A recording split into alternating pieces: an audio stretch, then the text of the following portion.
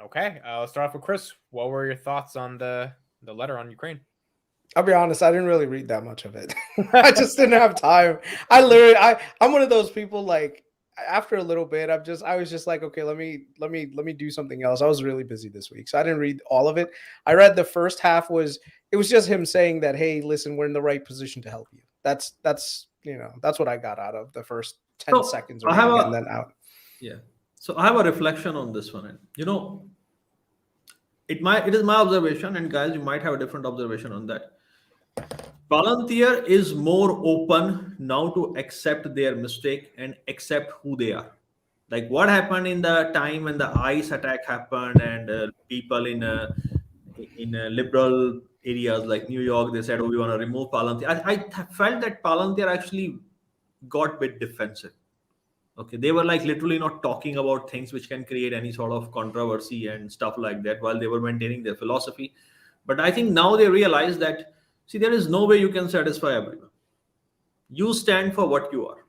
And if they stand for what you are, you need to speak openly about it. And Palantir exists because they have a vision and a view on the future. And that's what they are sharing. They said, this is who we are and this is how we are standing.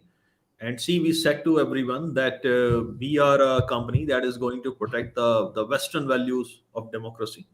Okay. And in this crisis of Ukraine and Russia, here we are. And Sham said the same thing. Also, Sham said at this particular time, our focus is to help our government clients. We will worry about later how the bill is raised or not.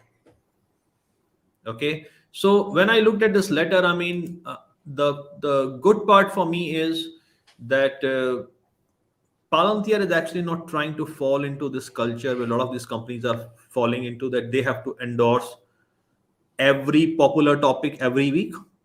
They say, no, we are only going to endorse things which aligns with our long-term values and principles. And this is Palantir. This is who we are. You like it, you don't like it, but we are they are not trying to pretend something. I have been in meetings and people will say, okay, we need to improve our ESG rating.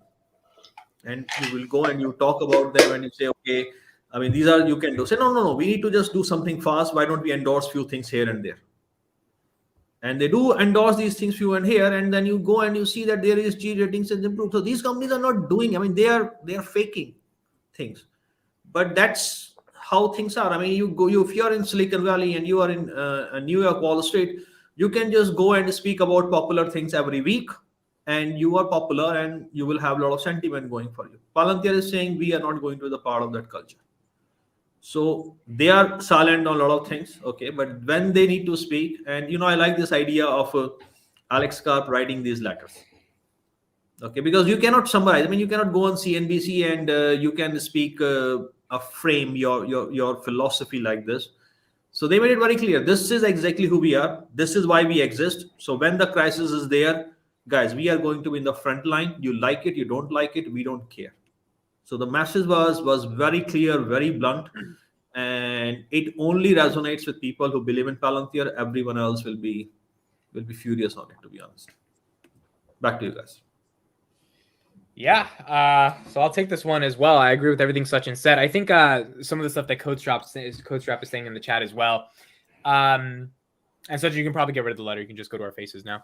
We've seen some pretty bad policy over the past 20 years with what's gone on in Europe. And I think what's happening with Russia and Ukraine, the nature of the letter, there were a couple of elements to it. Number one, it's a philosophical letter. And the reason it's a philosophical letter is because it's trying to esoterically put out into the world, while also not being that esoteric, and esoteric is just another word for vague, that there are problematic things that happen intergovernmentally, which is what's going on with Russia and Ukraine.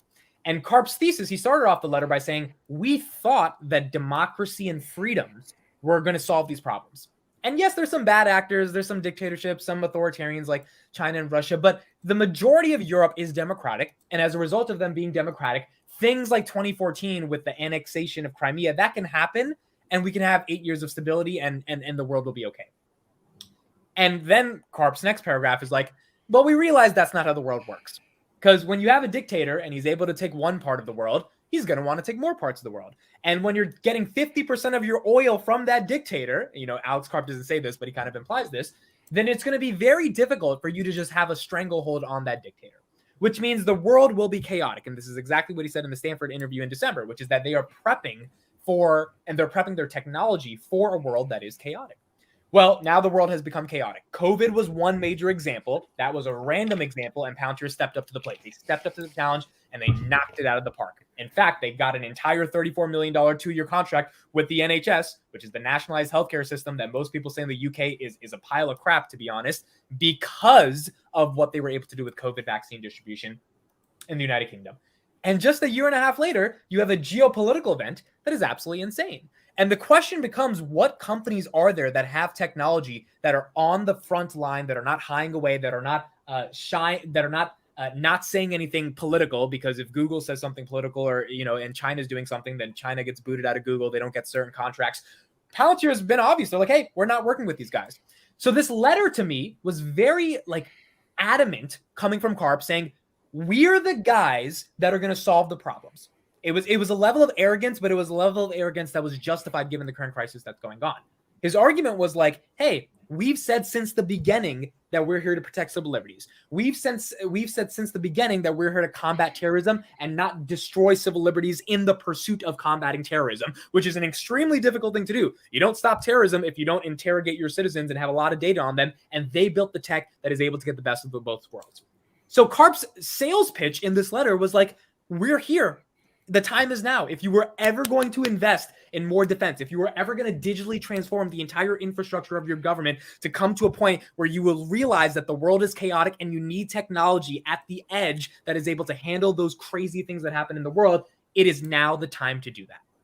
The question becomes, is this letter going to be enough for the European leaders that are, because it was aimed towards Europe, that are reading this to say, hey, we're going to go with Palantir over anything else? And that's the question where, going back to our conversation, Databricks doesn't make sense, or Snowflake doesn't make sense, right? Snowflake is not, hey, we're going to protect Western democracy. We're going to stop stuff when Ukraine-Russia happens. And that's why I pick Palantir over Snowflake, because I'm like, okay, Snowflake's growing more. They have a really good product. They're scaling a lot more. But are they the guys that philosophically, and I believe maybe it's a little naive, but you need that philosophical foundation to become a $100 billion, trillion-dollar company. Are they the ones putting themselves out there saying, Europe, we will protect you when things go bad? They're not the ones doing that. Databricks is not the one doing that.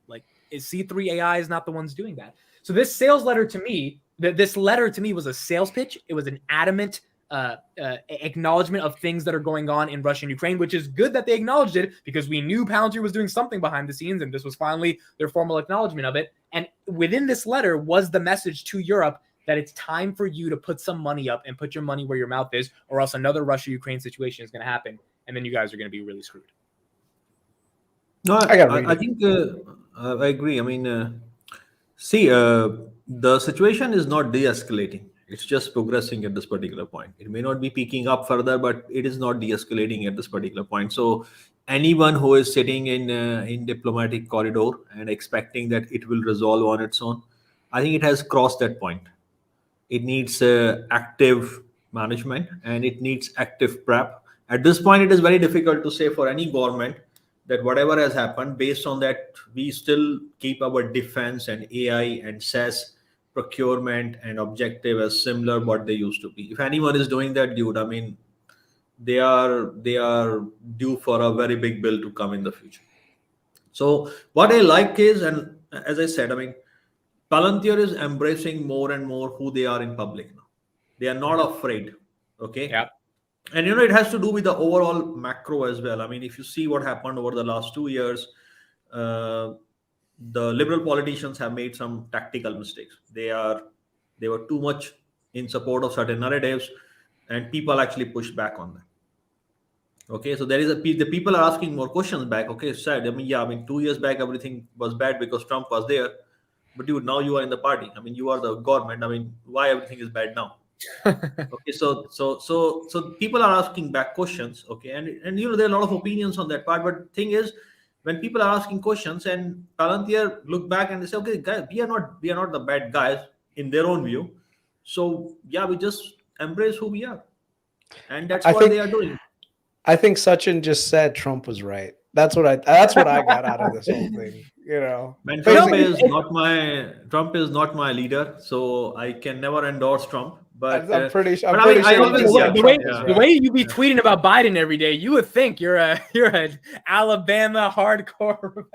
No, I'm just kidding with you. Yep. But no, it's an interesting point Sachin brings up is that Palantir got mixed into the narrative with Trump in 2017. A lot of Vox Media articles claimed Palantir was the devil because Trump was in office and the Peter Thiel relationship, all that stuff. And then Trump's gone, and arguably the world is chaotic. And it's not trying to get political here. It's just like, well, the world is going to be chaotic. Like it was chaotic with Obama, chaotic with Trump to some respect, and now it's chaotic with Biden. Things didn't go away just because the foreclaimed devil, I'm putting that in quotes because that's how the media framed him, is out of the office.